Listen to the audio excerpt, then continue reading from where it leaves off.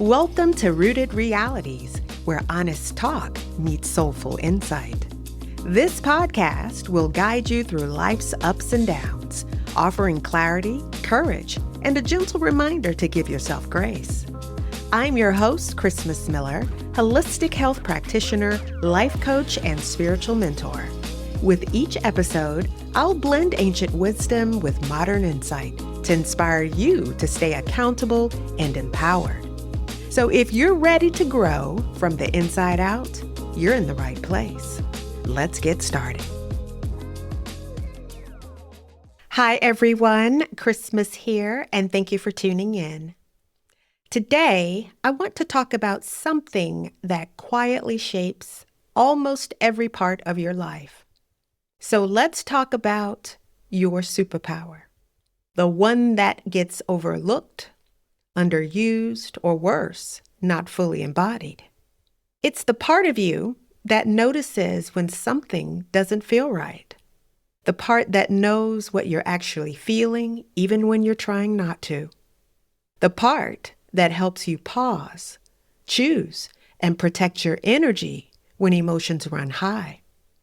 Most people think of this as just being good with emotions, but it's much more than that. We hear the phrase emotional intelligence everywhere now. We hear it at work, in relationships, in leadership, in personal growth, and spiritual circles. It's praised as this quiet superpower, the ability to stay calm, to regulate, to respond instead of react, and there is truth in all of that. This skill does help us navigate ourselves, our relationships, and the world with more balance. It supports mental health, physical well-being, and even our spiritual connection. But here's the part that people don't always talk about. Emotional intelligence doesn't make you bulletproof. It doesn't mean you won't crack under pressure. And it doesn't mean trauma won't leave a mark. So if you've ever thought, I know better, but why is this still hurting? Or I have the tools, I know what to do, but why am I struggling? None of that means you lack emotional intelligence. It just means you're human. So give yourself grace.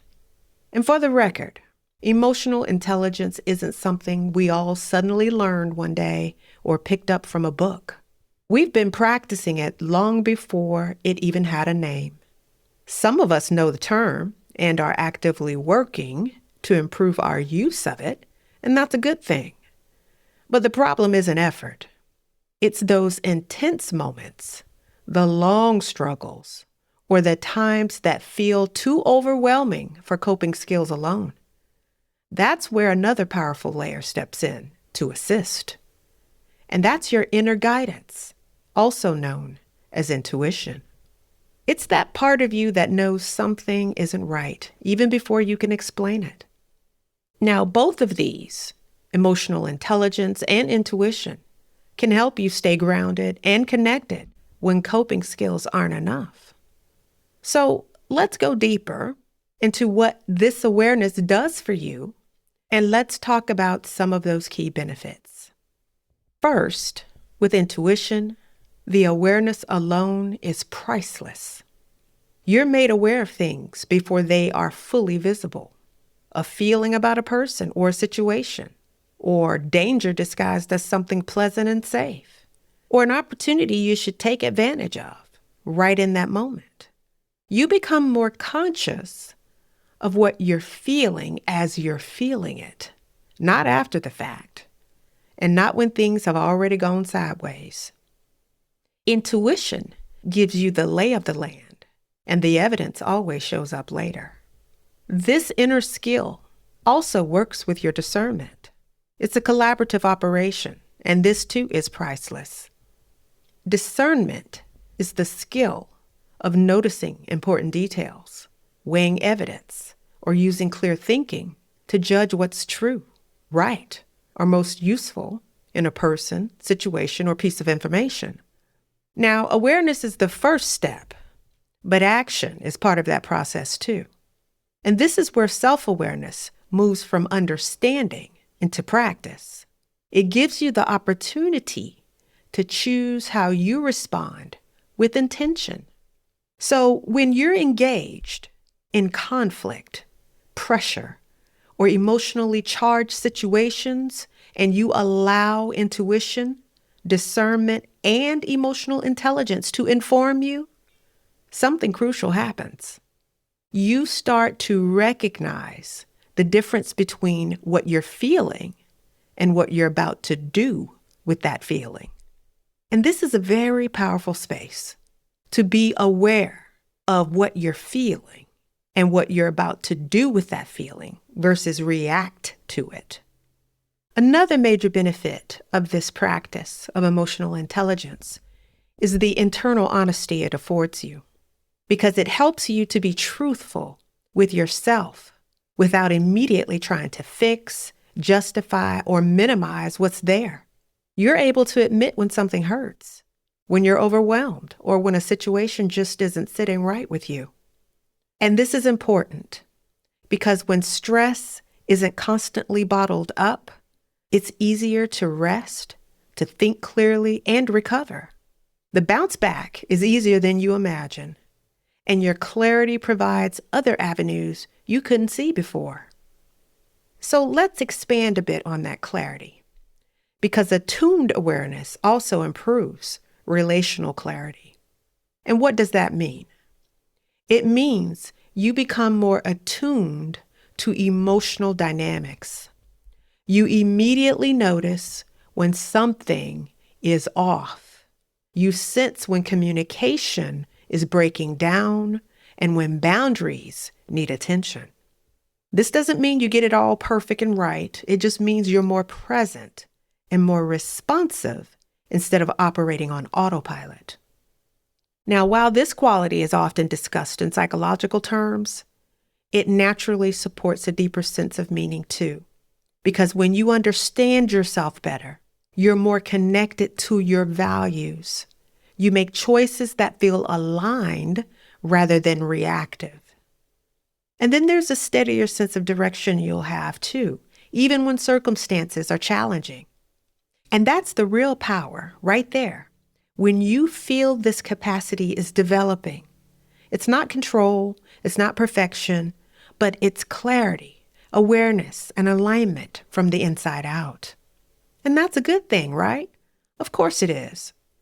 But somewhere along the way, we all stop viewing this as something we need to develop. And I'm talking emotional intelligence here. We started treating it like a standard to measure people against.